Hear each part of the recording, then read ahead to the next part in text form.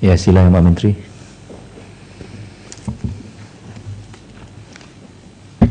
Yang di-Pertua, untuk menjawab soalan yang dikemukakan oleh Yang Berhormat daripada GRIK, daripada Kota Kinabalu dan juga Batu Gajah, sebenarnya kerajaan menghormati legasi sistem pendidikan di negara kita, di mana sejak merdeka yang telah diamalkan sejak daripada merdeka lagi. Dalam legasi ini kita lihat melalui Akta Pendidikan 1996, ia telah menetapkan bahawa semua sekolah menengah kebangsaan, sama ada sekolah kerajaan maupun bantuan kerajaan, hendaklah menggunakan kurikulum kebangsaan dan bahasa Malaysia sebagai bahasa pengantar. Dan kita harap di sekolah menengah akan wujudnya satu gabungan di kalangan pelbagai kaum, di mana penggunaan kurikulum kebangsaan digunakan dengan sepenuhnya dan bahasa Malaysia digunakan sebagai bahasa pengantar. Ipoh Barat bangun ya. Ya, penjelasan sedikit. Terima kasih Datuk Speaker, terima kasih Yang Berhormat Menteri. Yang Berhormat Menteri, boleh saya dapat tahu, saya telah ujar mengenai perkara tersebut, tapi khususnya mengenai kurikulum yang dipakai di sekolah-sekolah menengah. Baru-baru ini Kerajaan Negeri Pulau Pinang telah memberi mengagihkan satu tanah untuk pembinaan satu sekolah tinggi, sekolah Tamil. Apakah pendirian kerajaan dalam hal ini? Adakah kerajaan akan membina sekolah Tamil itu, walaupun dalam 56 tahun ini kerajaan telah berkata jika ada tanah sekolah menengah akan dibina. Sekarang memandangkan ada tanah, apakah pendirian dan bilakah ia akan dibina? Terima kasih.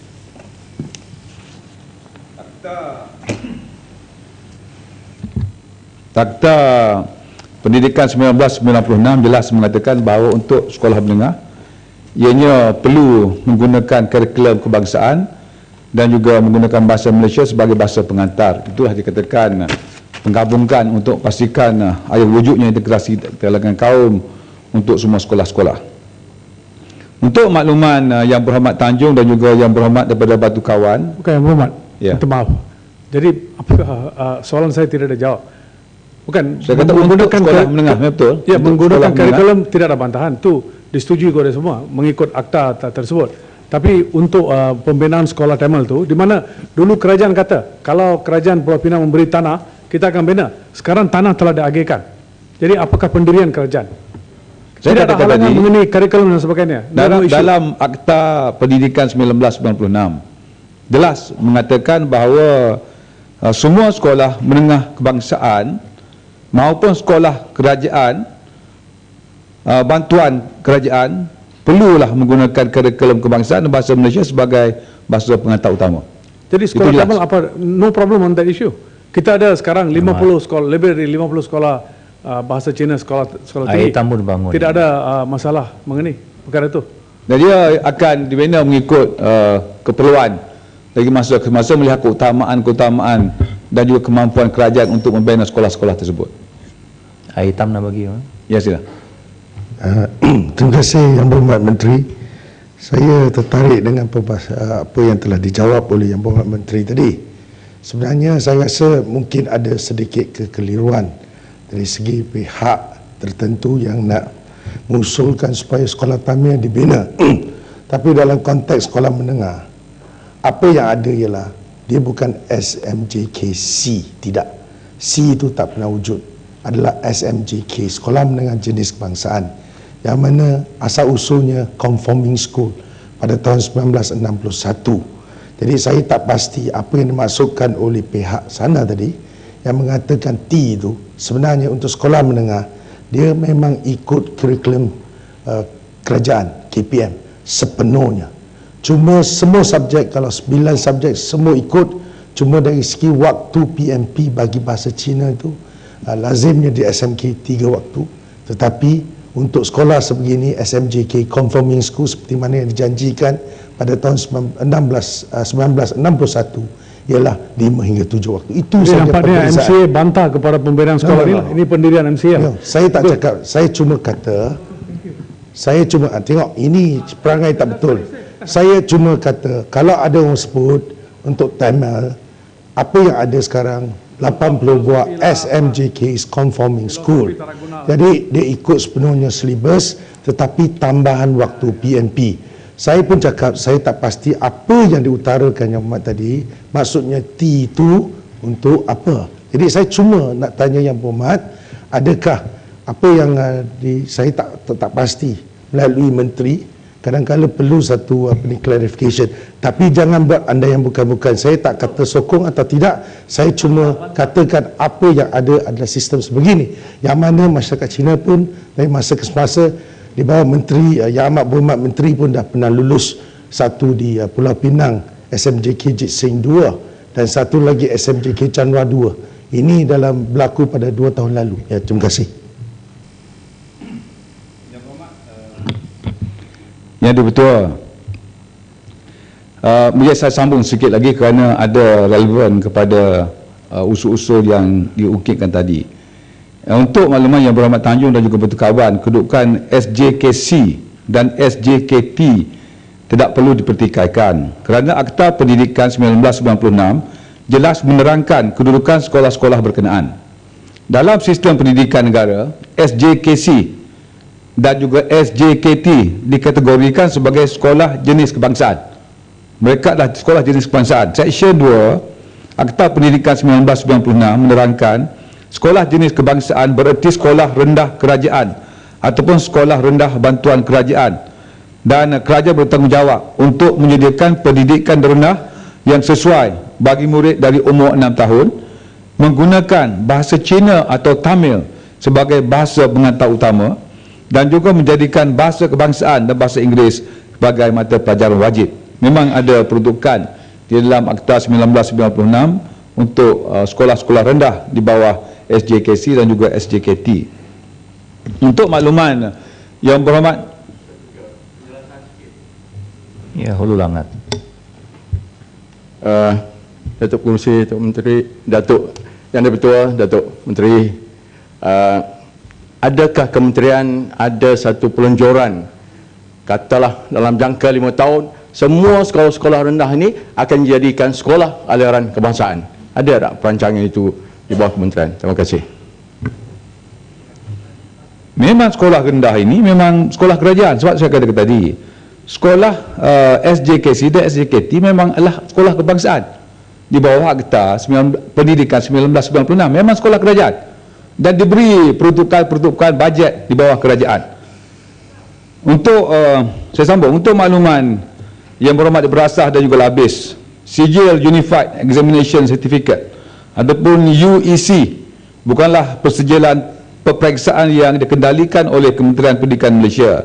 Sijil tersebut dianugerahkan kepada mereka yang mengikuti pendidikan di sekolah menengah persendirian Cina, bukan conforming school. Kerana sejak daripada merdeka lagi sudah wujud 74 sekolah conforming school yang mengikut ciri-ciri kerajaan yang dibantu sepenuhnya oleh kerajaan. Antara sebab mengapa sijil berkenaan tidak diiktiraf ialah kerana UEC adalah merupakan anugerah persijilan peperiksaan yang dikelolakan oleh Lembaga Peperiksaan Malaysia, Malaysia Independent Chinese Secondary School ataupun MRSCC, dan tidak akur kepada dasar pendidikan kebangsaan, dan standard kurikulum UEC adalah tidak sama dengan kurikulum kebangsaan. Sukatan pelajaran USC adalah tidak setaraf dengan SPM maupun STPM, dan piawaian dan kawalan di atas peperiksaan USC adalah berlainan dengan piawaian sistem peperiksaan kebangsaan, dan Kementerian Pendidikan Malaysia tidak mengawal taraf piawaian pemeriksaan USC. Untuk Menteri, Rasa boleh minta sikit penjelasan. Sebab kalau tak silap saya, pada tahun lepas bulan April, Yang Amat Berhormat Perdana Menteri pada masa itu telah pun mengadakan satu pertemuan dengan pihak Dong Jong, dan selepas itu dalam banyak surat khabar Yang Amat Berhormat Menteri telah pun memberi kenyataan bahawa pihak kerajaan beliau sendiri akan meminta supaya Kementerian Pendidikan Tinggi untuk mengkaji supaya mengiktirafkan sepenuhnya sijil UEC.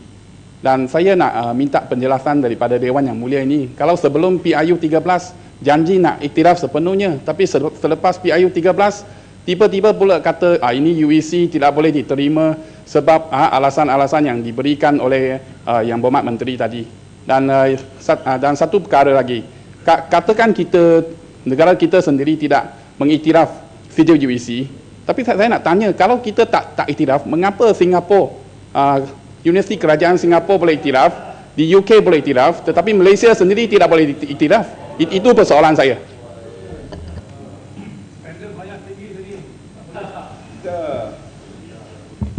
Kita punya lembaga peperiksaan kita sendiri, dan saya katakan tadi di bawah Dasar Pendidikan Kebangsaan Akta Pendidikan 1996, ianya tidak selaras. Sebagaimana saya telah katakan tadi bahawa ianya bila tidak selaras dengan Akta Pendidikan 1996, jadi kerajaan tidak boleh mengiktiraf.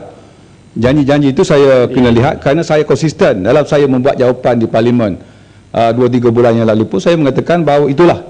Dan setahu saya Menteri Pendidikan sendiri, TPM, telah membuat jawapan yang sama sejak berdahulu lagi. TPM dia bagi jawapan yang lain. TPM kata tidak akan iktiraf.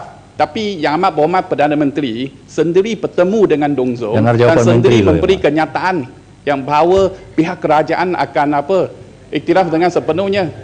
Saya di sini masih ada lagi keratan surat khabar daripada Perdana Menteri.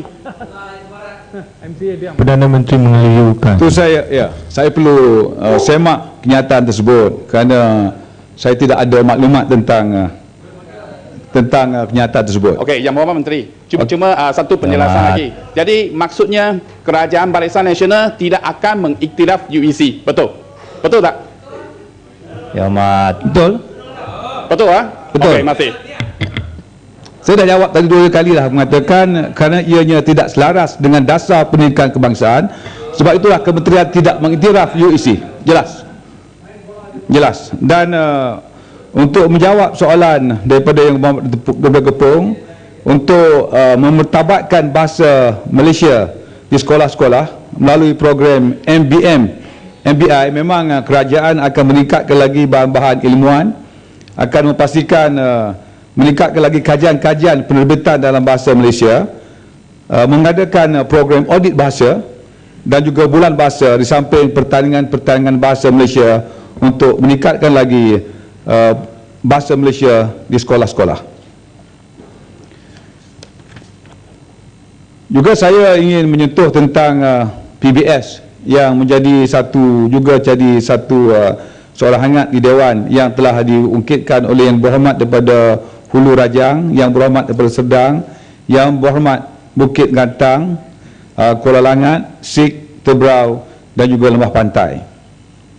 Di sini kita lihat dalam penambahbaikan PBS yang telah diumumkan oleh Menteri Pendidikan pada minggu lalu, kita lihat bahawa dokumen standard prestasi ataupun DSP dipermudahkan. Ini bermakna bahawa beban guru akan berkurang sebanyak 80%.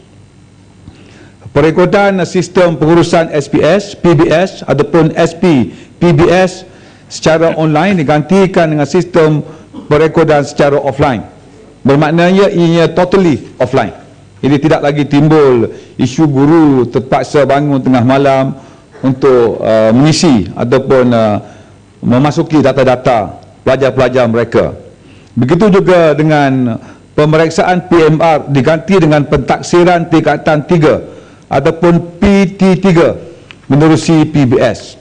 Ianya perlu kerana dalam membab penilaian ini kita lihat ada 3 perkara yang harus ditaksir oleh guru.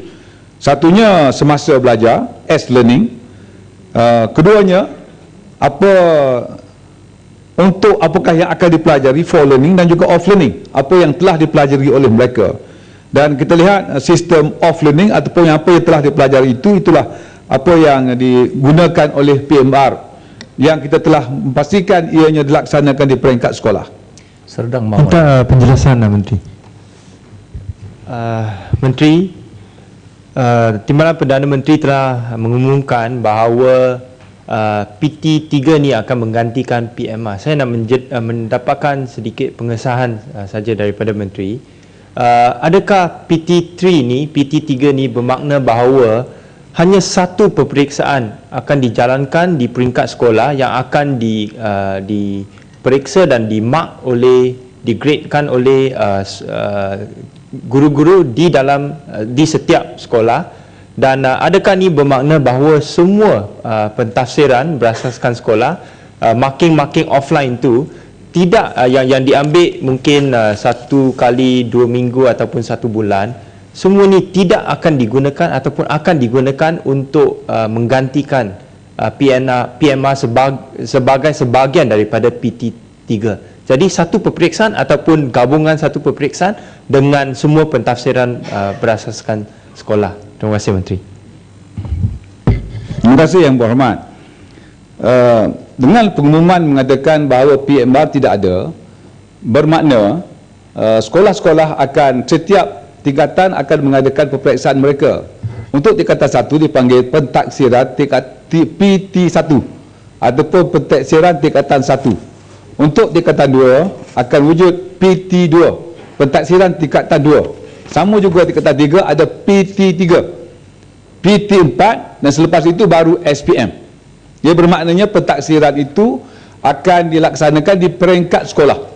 Sebab itulah PBS ialah pentafsiran berasaskan sekolah ataupun school based assessment, kerana pentafsiran itu akan dilaksanakan di peringkat sekolah.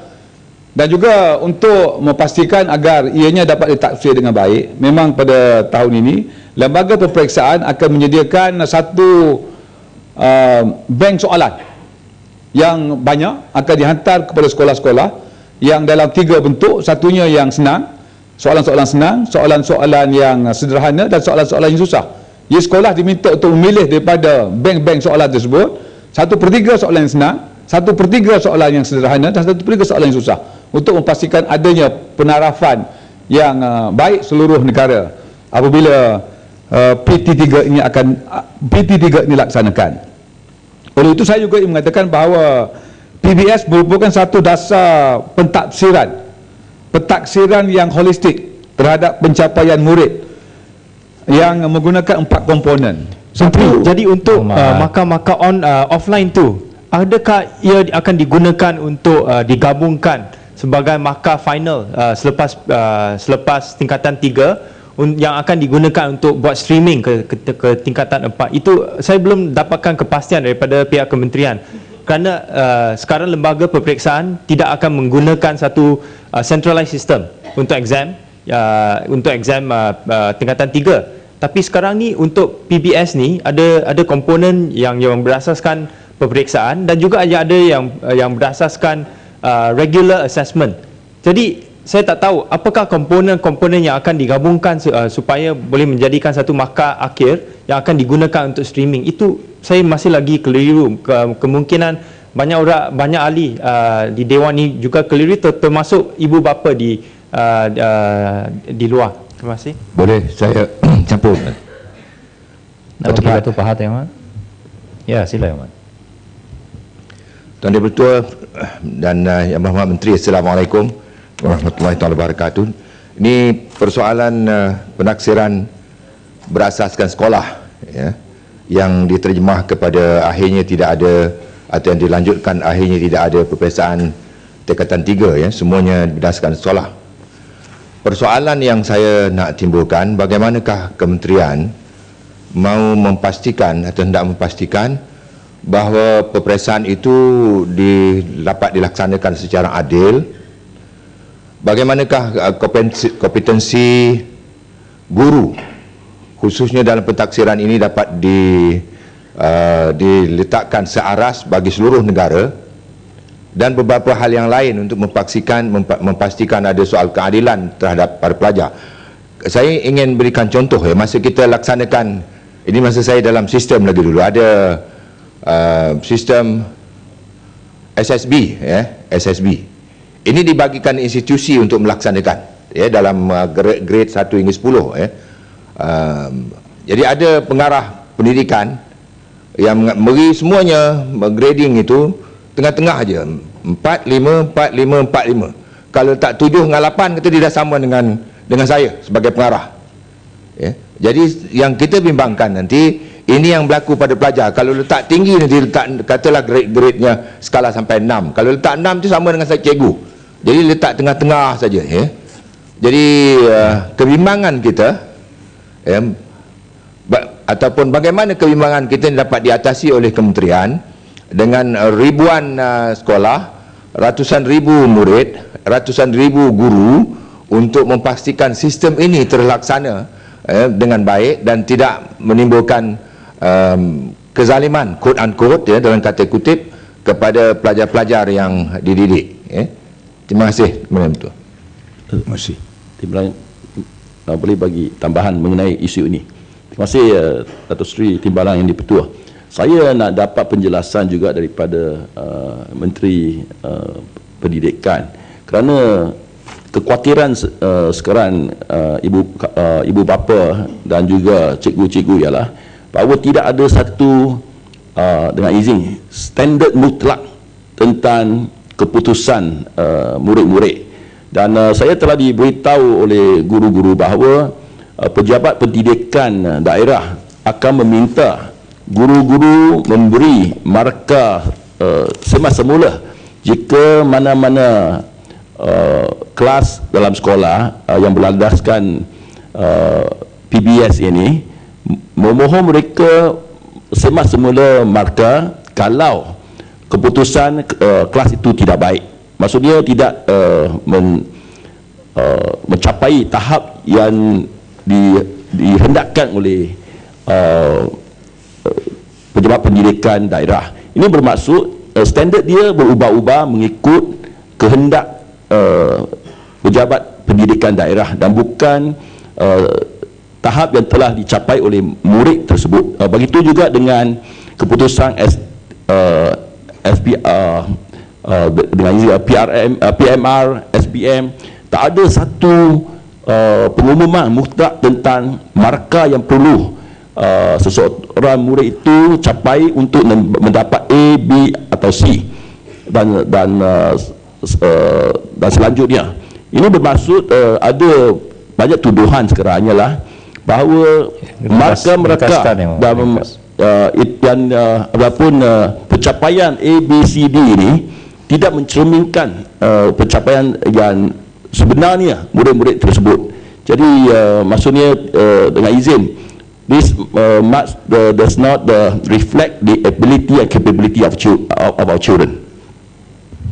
Okey, Muhammad, ni betul. Ingat saya jawab dulu lah pasal benda itu saya tak boleh jawab lagi ni. Soalan-soalan yang perlu saya jawab sebenarnya itu yang ditanya oleh yang berhormat. Saya pun ingin mengambil juga peluang ini untuk memberitahu sebenarnya apa jawapannya. Dia PBS, saya nak ulangi, ialah pentaksiran berasaskan sekolah ataupun dengan izin school based assessment, di mana pada peringkat terdahulu ramai rakyat yang mengatakan bahawa pelajar-pelajar kita ini terlalu berorientasikan peperiksaan. Kita tak mau selalu banyak periksa sangat ni. Lepas tingkatan 1, tingkatan 2, tingkatan 3 terus periksa.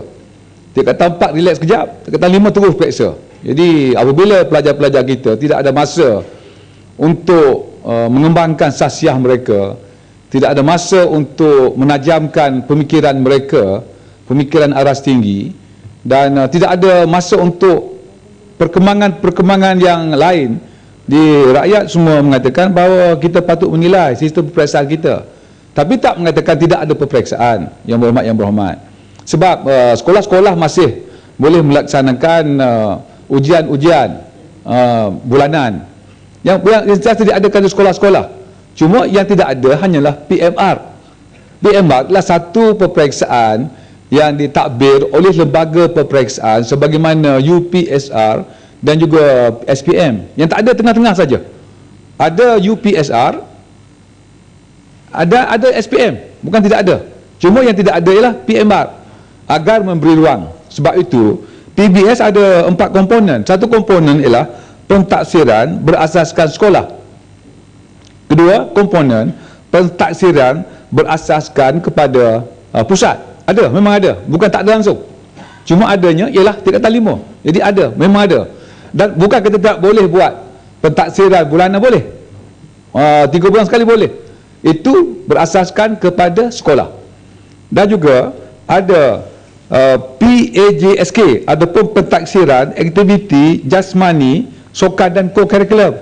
Kalau dahulunya tidak ada co-curriculum, dimasukkan secara menyeluruh. Tapi sekarang, sebab tu saya katakan PBS adalah satu pentaksiran yang lebih holistik. Dan yang satu lagi elemen yang baru ialah psikometrik, agar kita boleh melihat apakah kecenderungan pelajar-pelajar sejak daripada bangku sekolah lagi. Adakah dia boleh lebih mirip kepada akademik, ataupun dia boleh lebih mirip kepada kesenian, ataupun lebih mirip kepada industri dan sebagainya. Dan dengan itu, apabila kita mengadakan streaming dengan izin, mereka selepas tingkatan 3, apabila mereka masuk ke tingkatan 4, mereka boleh diletakkan sama ada mereka itu layak ke sekolah biasa, sekolah sains, sastra, nak buat accountancy ataupun sekolah-sekolah vocational. Sebab itulah dengan adanya PBS ini, kanak-kanak pelajar-pelajar itu boleh dinilai secara keseluruhan dan ketidakketinggalan kemampuan mereka dalam bidang co-curriculum, pembangunan sosial mereka, adanya kebat ataupun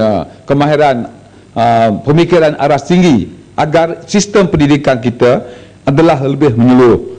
Dan saya nak ulang apa yang saya katakan tadi, bahawa dalam pemeriksaan PT3 ataupun pentaksiran tingkatan 3, sebagaimana wujudnya PT1, PT2, PT3, PT4, pentaksiran tingkatan 1, tingkatan 2, tingkatan 3 dan tingkatan 4, di mana untuk tingkatan 3 ini lembaga peperiksaan untuk memastikan adanya keseragaman supaya senang adanya verifikasi dan juga koordinasi. Lembaga peperiksaan akan menyediakan satu bank soalan-soalan yang saya telah katakan tadi, mana antaranya soalan yang berbentuk senang, soalan yang berbentuk sederhana dan soalan yang berbentuk susah. Jadi guru-guru perlu ambil soalan-soalan tersebut agar pentaksirannya dapat diadakan secara saksama untuk seluruh pelajar-pelajar. Dan dengan itu, oleh kerana sudah tidak ada evidence ataupun deskriptor yang perlu diisi oleh guru, kerananya ianya kita katakan bahawa tidak perlu lagi ianya online, kerana pentaksiran PBS inilah totally ataupun seluruhnya offline. Dia tak perlu, saya katakan tadi, bahawa guru perlu bangun tengah malam, fail pelajar juga sudah tidak perlu simpan, cuma yang perlu simpan ialah fail-fail yang tertentu. Dan juga saya ingin menyentuh apa yang Datuk Menteri. Terima kasih Tan Sri Yang Dipertua. Satu berkenaan dengan PBS ni, iaitu satunya memang penilaian yang buat berasaskan sekolah. Adakah pihak kementerian sedar ataupun nak membuat satu unjuran supaya setiap kelas pelajar-pelajar di seluruh negara ni kurang-kurangnya ada satu kelasnya 25 orang, baru agak relevan di dalam soal pelaksanaan PBS. Itu satu. Dan yang keduanya berkenaan dengan bebanan guru. Kadang-kadang terpaksa mereka mengajar lebih daripada 30 masa di dalam seminggu. Adakah mereka boleh membuat satu pentaksiran kepada pelajar-pelajar itu dengan baik, dengan bilangan masa kelas yang mereka lakukan? Inilah konteks PMP, tidak termasuk lagi dalam bentuk mereka terpaksa melaksanakan kerja-kerja lain, seperti mana menjadi guru co-curriculum dan sebagainya. Kadang-kadang terpaksa bawa pelajar ke hospital, kadang-kadang setengah jadi bomo, kan? Jadi itu yang kita katakan tadi, ialah kita adakah pihak kementerian perlu kita harapkan supaya dalam soal kita menyediakan program PBS ini, perlu juga pihak kementerian perlu memikirkan soal berkenaan dengan fasarana yang cukup kepada guru-guru, terutama di segi bilangan guru dan juga di segi bilangan bebanan tugas guru yang tadi. Sekian, terima kasih. Terima kasih yang berhormat di atas keperhatian yang berhormat itu. Memang apa yang telah diwujudkan di kementerian ialah di mana guru-guru memang diberi pembantu-pembantu seperti pembantu takbir, perkeranian, pembantu pengurusan murid, juruteknik komputer, pembantu am, pejabat, penyelia asrama dan juga pembantu makmal. Memang adalah ideal sebagai sekolah-sekolah kita ini mempunyai 25 orang murid setiap kelas. Itu bukan hanya cita-cita yang berhormat, cita-cita saya pun begitu jugalah sebenarnya. Dan kita nak pastikan juga agar beban guru tidak berat. Sebab itu dalam pelaksanaan PBS, satu saya telah katakan tadi bahawa beban mereka telah dikurangkan sebanyak 80%. Kita tak ada mahu guru dibebankan dengan tugas-tugas harian yang lain selain daripada mengajar, pengajaran dan pembelajaran. Betul Yang Berhormat. Sebab itulah kita dalam PBS, pembaikan PBS ini kita pastikan agar guru memberi fokus kepada pengajaran dan pembelajaran. Menteri, sikit lagi. Pasal ini berkaitan dengan apa saya bangkit di dalam ucapan saya tadi Raja dulu. Adakah pihak kementerian nak mengadakan pembantu guru seperti mana pembantu makmal? Kerana guru makmal dia ada seorang pembantu yang akan membantu guru yang berada di makmal. Dan adakah kementerian bercadang untuk mengadakan satu pembantu guru, kita katakan seorang pembantu yang bertaraf perkeranian, yang mungkin seorang untuk menjaga 20 guru untuk key in data dan sebagainya, tugas-tugas perkeranian yang tidak lagi perlu dibuat oleh guru-guru supaya guru-guru ni dapat meningkatkan di segi sudut PMP tadi supaya tidak beban tugas. Walaupun offline ni satu benda yang penyelesaian dibuat tadi, tapi sekurang-kurangnya soal untuk nak key in data dan sebagainya perlu kita harapkan supaya ada atau tidak perancangan daripada pihak kementerian untuk mengadakan pembantu guru dalam konteks perkeranian tadi. Terima kasih. Sebagaimana saya katakan tadi, memang guru ialah satu profesi yang mulia. Sebab itu kita nak pastikan, setelah katakan tadi, guru memang di dalam kategori kenaikan pangkatnya menggunakan sistem time base. Dan kita juga untuk pastikan bahawa apa yang disyaratkan oleh Yang Berhormat tadi menjadi kenyataan. Tapi sememangnya lah peruntukan masih berkurangan. Dan insya-Allah masa-masa yang akan datang apabila kemampuan wujud, kerajaan akan terus membantu dan pastikan beban guru ini guru tidak akan dibebankan dengan kerja-kerja tersebut. Dan tak timbul lagi, tadi dikatakan KI ini sudah tidak timbul lagi isu kerana kita beban mereka untuk memasukkan data PBS sudah tidak ada. Kerana PBS adalah completely offline dengan izin Yang Di-Pertua. Nak bagi lagi Orang? Ya, Bukit Bendera. Baik, terima kasih Tuan Ketua, Yang Berhormat Menteri. Susulan kepada penambahbaikan, memandangkan kementerian sudah membuat penambahbaikan kepada sistem PBS di mana aspek-aspek yang membebankan guru dan menimbulkan kontroversi telah pun dikurangkan. Tidakkah tindakan ini membuktikan bahawa rungutan dan bantahan yang dibuat oleh segolongan guru termasuk NGO Suara Guru Masyarakat Malaysia adalah betul dan berasas, dan sekiranya adakah kementerian bercadang untuk membatalkan arahan pindah sekolah yang telah dikenakan ke atas guru-guru tersebut, termasuk Ketua SGMM iaitu Muhammad Noor Izzat Johari? Terima kasih. Kita mendengar pandangan-pandangan guru-guru, bukan hanya daripada guru, juga daripada ibu bapa, pandangan-pandangan juga daripada pelajar-pelajar, pandangan-pandangan profesional. Dan sememangnya kerajaan akan terus membuka telinga kita untuk pastikan kita memberi yang terbaik, bukan hanya untuk guru tapi juga untuk pelajar-pelajar di masa-masa yang akan datang.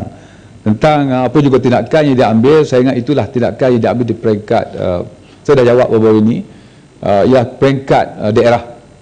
Dan kita tidak masuk campur dengan keputusan-keputusan tersebut. Berhubung dengan isu ranking universiti sebagaimana yang telah dibangkitkan oleh Yang Berhormat Dalam Patah dan juga Yang Berhormat daripada Kuala Terengganu, saya ingin mengatakan bahawa mungkin kalau terlihat secara keseluruhannya dalam QS World Ranking, memang angka-angka ranking universiti kita tidaklah sehebat yang dikatakan. Memang benar. Tapi juga kita jangan lupa bahawa dalam QS World Ranking by Subject tahun 2013 by Subject, iaitu USM menduduki tempat ke-38 dalam bidang kejuruteraan kimia. Ini World Ranking 38 dalam bidang kejuruteraan kimia dan tempat ke-30 dalam bidang sains alam sekitar. Dan juga untuk QS World Ranking juga by Subject tahun 2014, USM terus meningkat lebih baik, menduduki tempat ke-28 di dunia. Kalau kita lihat pula dalam UKM pula telah mencatat kecemerlangan apabila menduduki tangga ke-19 terbaik di dunia. Saya mengatakan bahawa UKM telah mencatat kecemerlangan apabila menduduki tangga ke-19 terbaik dunia bagi universiti yang berusia 50 tahun ke bawah dalam penilaian QS University Ranking ataupun Top 50 Under 50. Ya, kerana universiti kita ini merupakan universiti yang masih lagi muda usianya. Ya, penjelasan dalam perkara ini. Dalam tahun 2005 masa itu Dewan Pertimbangan Perdana Menteri dan sekarang Yang Amat Berhormat Perdana Menteri ada buat satu pengumuman atau satu cabaran kepada Universiti Malaya dan universiti-universiti tempatan supaya boleh menjadi universiti yang terbaik antara 5 universiti terbaik di dunia, the best 50 universities. Dalam 10 tahun nampaknya kita sudah mundur ke belakang dan bukan mara ke depan. Adakah kementerian yang berkenaan, Kementerian Pendidikan atau Pelajaran sudah gear up dengan maklumat ini bahawa tak mungkinlah datang 2020 Universiti Malaysia bolehlah antara 50 universiti yang terbaik di dunia? Atau adakah ini maklumat masih menjadi maklumat kementerian? Dia telah mengatakan tadi, nanti saya tak habis jawab tadi. Okey. Dalam top 50 under 50. Nanti dulu. Saya ada jawapan. Nanti dulu saya jawapan itu. Adakah itu adakah kementerian surrender maklumat itu? Adakah? Itu soalannya sangat Yang Berhormat memberi jalan jawab. Kalau give up, surrender. Kenapa takut untuk mengakui? Nanti dulu, saya sedang nak jawab. Dia bangun hebat betul ni. Okey, saya tak habis lagi ni. Tak habis baca lagi.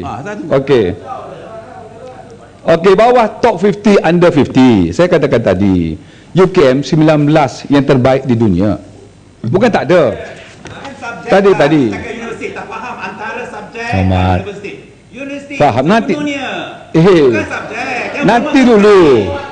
Nanti dulu Yang Berhormat. Faham tapi tak mau faham.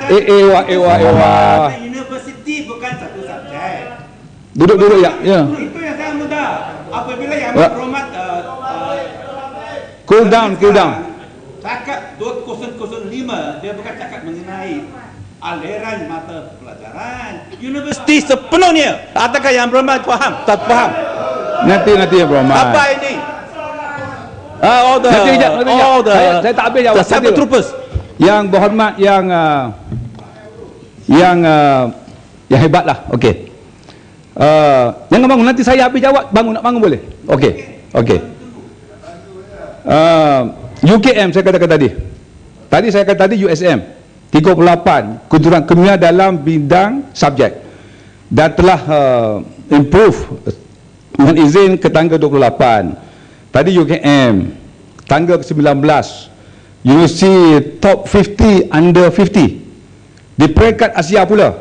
Kedudukan universiti penyelidikan ataupun research university kita UKM, UPM, USM dan juga Universiti Teknologi Malaysia UTM adalah mempunyai QS University Ranking dari tahun 2010 ke tahun 2013 berada dalam kedudukan 80 yang terbaik. Ini untuk peringkat Asia 80 terbaik. Contohnya pada tahun 2013 DM duduk di tangga 33, UKM duduk di tangga 57, USM di tangga 61, UTM bertangga 68. Yang berhormat menggelirkan dewan ini. Nanti dulu. Kita dunia yang bukan tak Asia. Nanti dulu. You are misleading. Nanti. Nanti dulu ya Muhammad. Ini menggelirkan dunia bukan di Asia. Saya nak Menteri sedang menjawab persoalan yang dibangkitkan sebelum ni. Dah bukan mata pelajaran. Itu pun ditanya oleh ahli parlimen yang Muhammad. Bukan. Dia tak, dia faham tak faham. You just wait, tunggu. UMNO MP tak faham tak apa. Yang berhormat menteri patut faham. Nanti kejap ya Muhammad. Sebentar lah ya Muhammad. Nanti kejap. Yang berhormat ni patutnya makin tua makinlah lebih sopan sikit. Ya, oleh kerana yang berhormat menteri lebih kita makin berumur makin faham sikit. Subjek Asia nanti dunia dulu. lah. Nanti dulu. Saya mengatakan bahawa dalam banyak bidang, dalam bidang penerbitan, dalam bidang dengar dia Muhammad, semua yang dijawab ini adalah persoalan yang dibangkitkan oleh ahli-ahli semasa perbahasan. Ya, tak salah ya Muhammad. Dalam bidang penerbitan, pada mengikut laporan SC Imago Journal and Country Rank, bahawa kita telah mengatasi Singapura, di mana kita duduk di tangga ke-6 dengan dokumen sebanyak 20,000 dibanding dengan Singapura tangga ke-7 dengan dokumen hanya 16,000. Kita terlebih baik daripada Hong Kong, lebih baik daripada Thailand dari segi penerbitan. Cuma saya nak memberi sedikit penjelasan di sini bahawa kalau kita lihat apa yang dikatakan oleh yang berhormat, ramai yang berhormat, ialah dalam bentuk QS World University Ranking saja. Kita membuat penyelidikan, ranking ini bukan hanya QS World Ranking saja. Ada Skimago Institutions Ranking, ada Universitas 21 Ranking, ada Webometrics Ranking, ada Times Higher Education Ranking, dan ada Shanghai Jiotong Academic Ranking of World Universities. Bukan satu saja. Di dalam kita membuat apa-apa juga perbandingan. Malaysia dalam Jiotong Ranking, Jiotong University Ranking, adakah Malaysia 400 yang terbaik? Adakah Malaysia dalam itu Jiotong University? Tiada bukan? Dalam apa kita sebut? Tiada. Langsung tiada. Dalam kita membuat apa-apa penilaian yang berhormat, kita pastikan ranking bukanlah segala-galanya. Dan sebab itulah saya memberi gambaran-gambaran tentang kedudukan universiti kita mengikut ranking-ranking tersebut. QS ranking yang betul, sebenarnya QS ranking hanya melihat 40%-nya berasaskan kepada academic peer review, ianya berbentuk persepsi, dan 10%-nya kepada global betul. Ini employment review. Adakah dalam universiti bahawa jawab tak menempuhkan mengenai isu-isu yang berkenaan? Ini menggelirukan dewan oleh Jiotong University. Adakah dalam yang berhormat atas sebut Jiotong University? Adakah ranking? Dia tidak mengelulukan dewan. Sabar yang hormat. Cukup. Yang berhormat yang mengelulukan dewan. Ya. Saya memberi penjelasan. Ya, great. Kerana dalam ranking ada ranking Asia, ada ranking under 50 years, ada ranking subjek yang berhormat. Bukan satu ranking saja. Ada beberapa ranking agencies yang berhormat. Jadi bukan untuk mengelirukan, yang berhormat yang mengelulukan dewan. Saya memberi penjelasan kepada dewan kerana rankingnya banyak. Yang berhormat pegang satu ranking, beritahu kepada dunia seolah-olah kita ni teruk sangat. Seolah kita ni tak ada tempat langsung dalam dunia, tak ada tempat langsung dalam Asia, tak ada tempat langsung negeri. Universiti kita baru yang berhormat. Cukuplah ya. Universiti kita baru yang berhormat. Education dengan menteri yang berkenaan semacam inilah. The future of university education is very very bleak. Lambatlah cukuplah yang hormat. Ya, kalau kita lihat, kita membanding, universiti kita hanya umurnya kebanyakannya dah bawah 50 tahun. Kalau kita banding di Thailand sendiri pun, Thammasat dah 40 tahun, Chulalongkorn hampir 100 tahun. Jadi saya kena nak mengatakan universiti kita telah meningkat performansnya dengan izin yang betul kebelakangan ini. Jadi itulah saya perlu memberi satu jawapan yang lengkap kepada yang berhormat, kerana kita tidak mahu to be deceived all the time dengan izin dengan jawapan-jawapan yang telah dikatakan oleh Yang Berhormat kita Yang Berhormat Menteri Dewan dari masa ke semasa. Sekejap. Ya, sekejap nak Saya nak respon pasal ranking tadi. Terima kasih Dato' Yang Tua. Kita tahu tadi Yang Berhormat Menteri ada sebut kalau pihak sini tak ikut peraturan, Yang Berhormat ikut peraturan. ya. Ya. Minta izin contoh. Ya, Terima kasih. sila Yang Berhormat. Tadi Yang Berhormat Menteri ada sebut tentang QS World University Ranking, di mana universiti-universiti kita berlega pada kedudukan yang kalau dilihat pada QS ni memang agak 200-300 kedudukan kita. Cuma kita tahu pandangan daripada QS ni terbagi kepada dua sebenarnya. Kalau dilihat yang pertama, penyeraian universiti-universiti dunia ini adalah sesuatu yang positif kerana ia boleh memberikan satu bentuk ukuran pada tahap pencapaian sesebuah universiti. Tetapi kalau kita lihat pada pandangan kedua pula, penyeraian ini juga adalah satu bentuk eksploitasi di mana kriteria-kriteria yang digunakan tidak tepat dan tidak memberikan gambaran sebenar pencapaian dan falsafah penubuhan sesebuah universiti. Malah ada pihak yang mengatakan ranking yang dikeluarkan oleh QS World University Ranking ini adalah satu strategi pemasaran bertujuan untuk merendah-rendahkan kemampuan universiti-universiti dari negara-negara membangun dan membanggakan seterusnya mempromosikan universiti-universiti negara maju. Apa pandangan Menteri? Boleh tak dapat penjelasan. Nak bagi jalan Yang Berhormat. Penjelasan. Ya, yang isu yang kita dah bincangkan di sini ialah sama ada universiti kita sudah meningkat pencapaian atau tidak. Dalam yang isunya sekarang ialah pada masa tahun 80-an, Universiti Malaya dikatakan antara universiti ke-40 terbaik di seluruh dunia. Isu sekarang ialah di manakah ranking Universiti Malaya sekarang. Isunya yang kita mahu tahu ialah sama ada kualiti universiti kita meningkat atau menurun. Itu isunya. Jadi sebab itu kita nak dapat satu jawapan dari Menteri.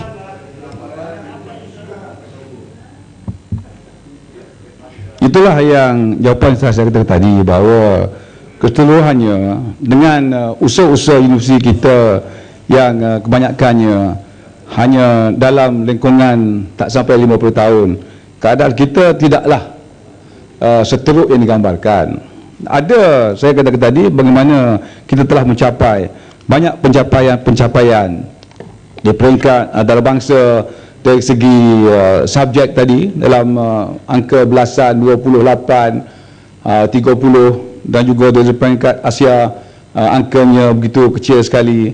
Dan memanglah dalam, kalau kita kira usaha universiti, kalau dikira dengan universiti luar negara yang umurnya bukan lebih 100 tapi 200-300 tahun, kita sedang memastikan agar di antaranya research universiti kita mencapai satu keadaan kedudukan yang baik dari masa ke semasa. Dan saya beritahu tadi, angka publication kita pun, kita telah menunjukkan satu prestasi yang baik. Kita telah mula, kalau dahulunya kita lebih teruk daripada Singapura dan juga Thailand, sekarang kita telah mengatasi mereka dengan adanya program-program research university oleh kerajaan. Ini tidak boleh kita nafikan. Kita tidak boleh memburuk-burukkan kerajaan oleh kerana adanya satu angka. Dan saya katakan tadi, ranking dan segi ranking ini bukan hanya satu ranking saja. Ada banyak ranking institution yang nanti saya tak jawab habis, saya boleh jalan tapi nanti kejap. Kita pastikan agar kita, apabila kita melihat adalah tidak adil, apabila kita hanya melihat satu aspek semata-mata dan buat penilaian dan memburuk-burukkan, ini bukan tempat lain, tempat anak-anak bangsa kita belajar. Dan saya percaya, kita memberi komitmen dan kita bertanggungjawab sepenuhnya untuk memastikan agar universiti kita ini akan terus maju, akan terus memberi kualiti yang diperlui. Ya, Bayan Baru. Terima kasih Menteri. Sebenarnya saya rasa Menteri salah faham, don't be defensif. Kita tidak pertikaikan apa yang baik yang telah dijalankan. Ada banyak usaha.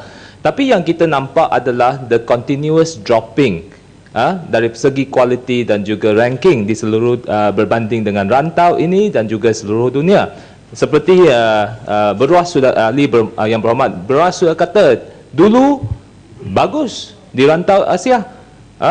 Top 10 in Asia. Sekarang kita sudah drop begitu banyak dan walaupun effort diletakkan tapi tidak cukup. Dan sekarang kita compare dengan Singapura dengan ini Universiti Malaya dengan NUS itu adik-beradik. Dulunya sama tetapi sekarang Singapura telah menjadi top 10 in the world. Tapi top 20 in the world, tapi Malaysia, University Malaya top 200 in the world pun tak sampai. Ini persoalannya. Ini adalah isu fundamental sebab kekongkongan kerajaan terhadap universiti dan juga dasar-dasar yang tidak promote academic freedom. Lantik profesor-profesor yang tidak profesor-profesor kangkung seperti Ridwanti. Ini isu ni. Kita tidak boleh biarkan profesor-profesor yang atau continues to kongkong universiti sehingga kan mereka tidak dapat menjayakan dari segi akademik. Itu adalah persoalan pokok. Terima kasih. Yang berhormat tidak mahu menerima kenyataan. Apabila kerajaan mewujudkan universiti penyelidik ataupun research universiti 4-5 tahun yang lalu, kita lihat di mana penyelidikan telah diberi tumpuan. Tempat itu kita lihat ranking banyaknya telah mula meningkat.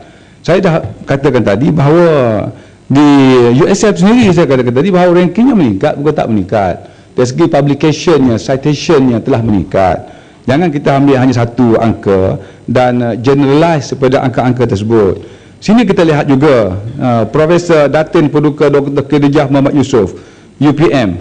Ia merupakan rakyat Malaysia Asia Tenggara pertama yang menerima the Carlos J. Finlay Prize for Microbiology daripada UNESCO pada tahun 2005.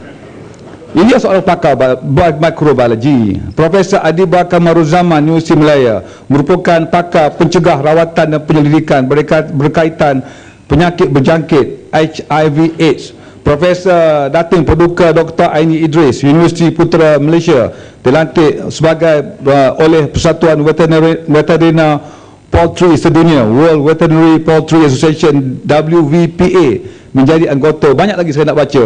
Yang mana profesor-profesor juga kita dilantik, bermakna pengiktirafan persistem pendidikan kita. Dan saya tak mengatakan, saya bukan nak defensif, tapi saya nak mengatakan tidak adil bagi kita untuk mengatakan bahawa sistem pendidikan kita tidak dapat melahirkan graduan-graduan yang baik masa kini. Sebab itulah kita mengadakan penambahbaikan kepada sistem perbaikan kita dari masa ke semasa. Batu Gajah bangun. Terima kasih Yang di-Pertua. Berkaitan dengan apa yang dibangkitkan oleh Bruas tadi mengenai Universiti Malaya. Memang rakyat Malaysia, sesiapa yang belajar daripada Universiti Malaya merasa bangga suatu ketika dulu. Kalau dia tu keluaran graduan daripada Universiti Malaya, memang rasa cukup bangga untuk dikatakan bahawa dia adalah seorang graduan Universiti Malaya. Tetapi ranking dia di peringkat dunia, di manakah ranking Universiti Malaya sekarang? Tadi Menteri ada menyebut berdasarkan subjek. Tapi saya tak dengar Universiti Malaya ada fakulti undang-undang, ada fakulti perniagaan, ada fakulti sains, ada fakulti pendidikan, ada banyak fakulti, ada banyak subjek. Dalam satu subjek mana saya nak tengok Universiti Malaya ranking apa di peringkat dunia? Terima kasih. Saya tidak ada maklumat detail tentang setiap universiti. Saya mengatakan tadi di antara pencapaian yang telah kita capai. Dan kita dalam apa juga penilaian, ianya harus dibuat di peringkat keseluruhannya. Sebab itulah saya sekali lagi ingin mengatakan bahawa universiti kita masih lagi di peringkat permulaan, top under 50 ranking, yang mana usianya masih lagi muda. Dan percayalah dengan program-program research university yang sedang dilaksanakan di universiti-universiti ini, kita melihat publication kita telah meningkat. Saya katakan tadi, citation kita telah meningkat, dan juga kita lihat kemenangan-kemenangan subjek memang keseluruhannya. Dan ada ranking-ranking lain, dan ranking-ranking saya katakan tadi, kalau QS ranking itu 50% daripada markahnya ialah dalam bentuk persepsi. Kerana apabila saya lihat banyak lagi negeri-negeri yang memberi tumpuan kepada ranking, tapi tak mengatakan kita menolak ranking sepenuhnya. Mereka belanjakan duit yang banyak untuk memastikan ranking mereka tinggi, dan ada banyak universiti di negara-negara tersebut telah memastikan agar mereka memberi tekanan kepada memastikan subjek-subjek mereka itu lebih baik, bukan hanya melihat sistem ranking semata-mata. Untuk yang berhormat daripada Pasimas yang mengatakan berhubung dengan sekolah-sekolah menengah agama, untuk sekolah-sekolah menengah agama yang ataupun sekolah-sekolah swasta, jika mereka ingin mendapat bantuan daripada kerajaan dalam bidang mereka, saya harap mereka boleh memastikan agar sekolah-sekolah tersebut akan berdaftar dengan kerajaan, kerana kita lihat dari masa ke semasa memang ada peruntukan yang telah dikemukakan oleh kerajaan untuk membantu sekolah-sekolah agama seluruh negara. Sekali lagi saya mengucapkan terima kasih kepada semua yang berhormat yang telah mengambil bahagian dalam mengkaji. Sila. Terima kasih Dr. Ada satu perkara yang berbangkit sebelum ini, iaitu berkait dengan penyertaan negara kita Malaysia dalam program for International Student Assessment (PISA) dan juga trend in International Mathematics and Science Study pada tahun yang sama. Jadi prestasi murid Malaysia dilihat turun dalam sains dan matematik, disusuli pula dengan penurunan kedudukan negara. Malah dalam keputusan PISA ini dilihat 35 hingga 38% murid Malaysia gagal mencapai tahap kemahiran minimum dalam matematik dan sains, dan Malaysia dilihat duduk di kelompok sepertiga di bawah dari kalangan negara-negara peserta PISA. Jadi seperti melihat standard pendidikan negara kita masih jauh ketinggalan. Bagaimana penjelasan? Terima kasih Yang Berhormat. Sebenarnya kerajaan dan kementerian amat sedar tentang keadaan tersebut.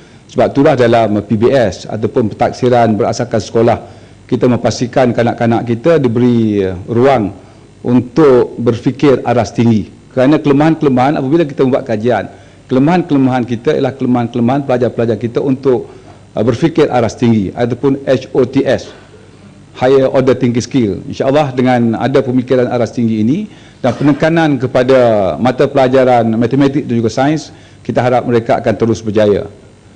Sekali lagi terima kasih kepada Menteri, saya ringkas saja. Sila. Pertama, saya ingin mengucapkan sedikit tahniah kepada pihak kerajaan yang telah dapat memperkasakan sektor pendidikan.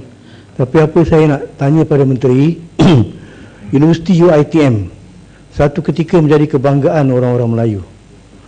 Cukup cemerlang sekali, tetapi akhir-akhir ini pencapaian UiTM merosot.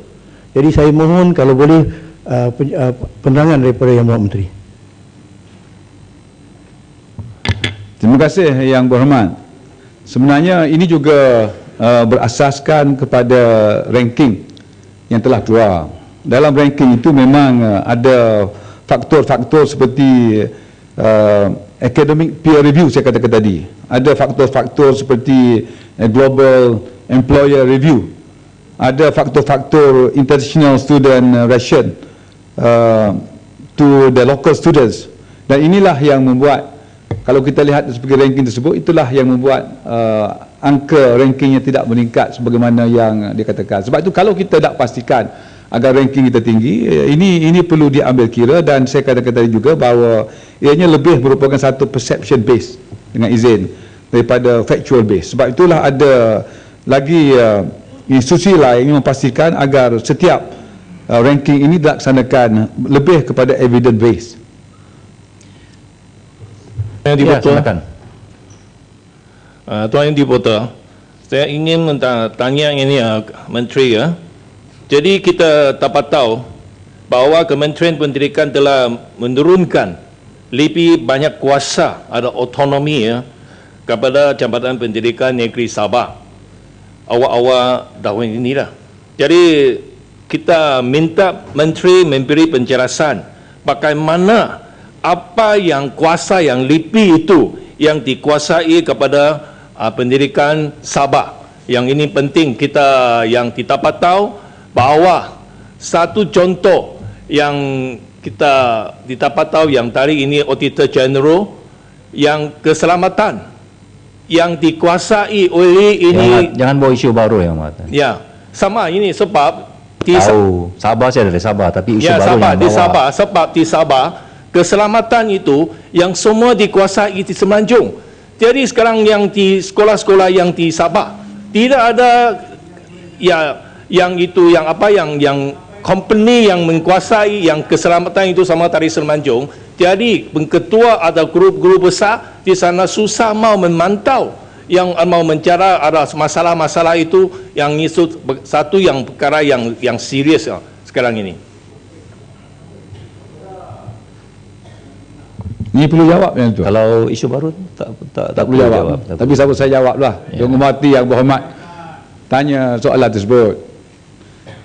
Kita memahami isu-isu tersebut. Sebab itulah bila dikatakan bahawa kita akan memberi lebih autonomi kepada negeri dan juga kepada daerah. Ini merupakan satu daripada ajakan dalam PPPM, Pelan Pembangunan Pendidikan Malaysia. Dan untuk memastikan yang perkara-perkara yang boleh diatasi di peringkat daerah dan negeri, tak perlulah kita di peringkat pusat mengambil bahagian. Dan itulah antara perkara-perkara yang kita ambil pastikan agar perkara-perkara yang boleh diselesaikan di peringkat bawah tidak perlu dibawa ke peringkat pusat. Nak bagi jalan ni, Ahmad? Ya. Terima kasih Yang di-Pertua dan juga Timbalan Menteri. Saya ingin bertanya tentang sekolah-sekolah swasta yang tidak didaftar bersama dengan kerajaan tetapi didaftar kepada majlis agama atau yayasan negeri, sama ada sekolah rendah atau sekolah menengah. Kerana sekolah-sekolah ini banyak di negeri saya di Kelantan, sekolah-sekolah swasta ini, khususnya kerana mereka ini mendidik berasaskan kepada pengajaran Islam. Persoalannya ialah adakah di sana bantuan per kapita yang selalunya diberikan kepada pelajar-pelajar mengikut bilangan pelajar di sekolah itu kepada tiap-tiap pelajar. Kerana hujahnya ialah kerana pelajar-pelajar ini ialah rakyat Malaysia dan mereka ini juga adalah masa depan kita pendidikan. Hanya mereka ini tidak bersama dengan sekolah-sekolah bantuan kerajaan sahaja. Dan pendidikan yang diajar juga sebenarnya tidak jauh daripada pendidikan yang dibawa dalam mainstream sekolah-sekolah kerajaan, kerana mereka itu membawa pengajaran pelajaran yang sama yang di sekolah-sekolah kebangsaan, sama ada UPSR ataupun PMR dan lain-lain. Hanya ditambah dengan pendidikan Islam yang lebih, yang mana ini menarik ibu bapa untuk menghantar anak-anak mereka ini kepada sekolah-sekolah ini. Dan hasil daripada pencapaian di sama ada peringkat UPSR atau PMR mereka ini setanding atau tidak lebih daripada sekolah-sekolah kerajaan. Dan jika dilihat kepada masalah gejala sosial di kalangan pelajar-pelajar ini cukup rendah, sehingga mereka ini juga dibandingkan dengan sekolah-sekolah kerajaan yang jauh mereka ini mencapai tahap yang lebih baik, khususnya dalam akhlak pelajar-pelajar ini. Jadi adakah, persoalan saya, adakah pihak kerajaan bercadang untuk menilai semula untuk memberi sedikit bantuan per kapita kepada pelajar-pelajar ini? Itu saja. Terima kasih. Terima kasih Yang Berhormat.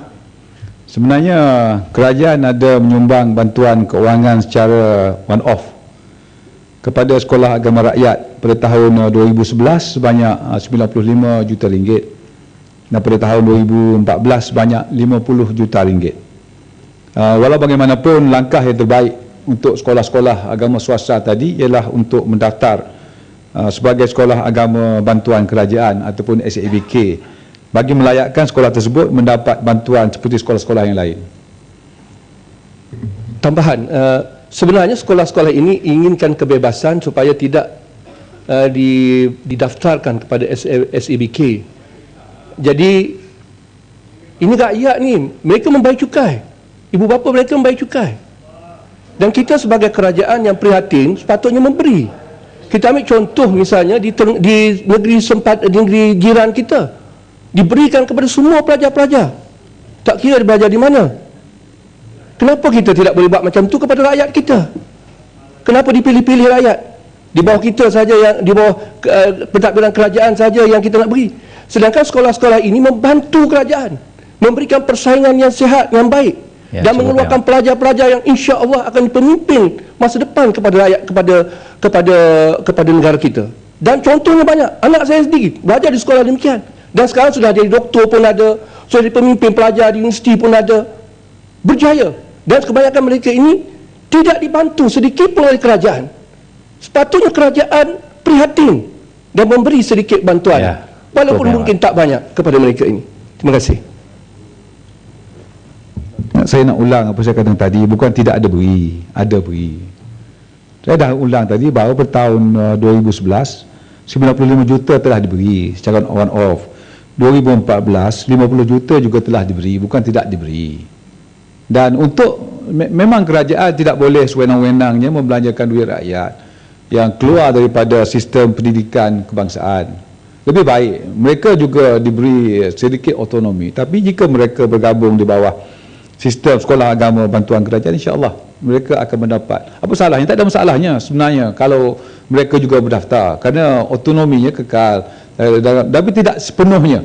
Memang kalau kita hendak pastikan kerajaan membantu kita, kita tak bolehlah kita melaksanakan apa yang kita ada dahulu dan mengharapkan kerajaan bantu kita sepenuhnya. Tapi tak mengatakan tidak ada. Ni ayat Muhammad tadi tidak ada. Tak boleh kita tarik balik ayat tu. Itu kalau macam ni macam mana? Kerana kajian yang kata saya ulang tadi mengatakan kerajaan ada membantu, tapi kerajaan tidak boleh membantu sepenuhnya kerana ia sekolah swasta.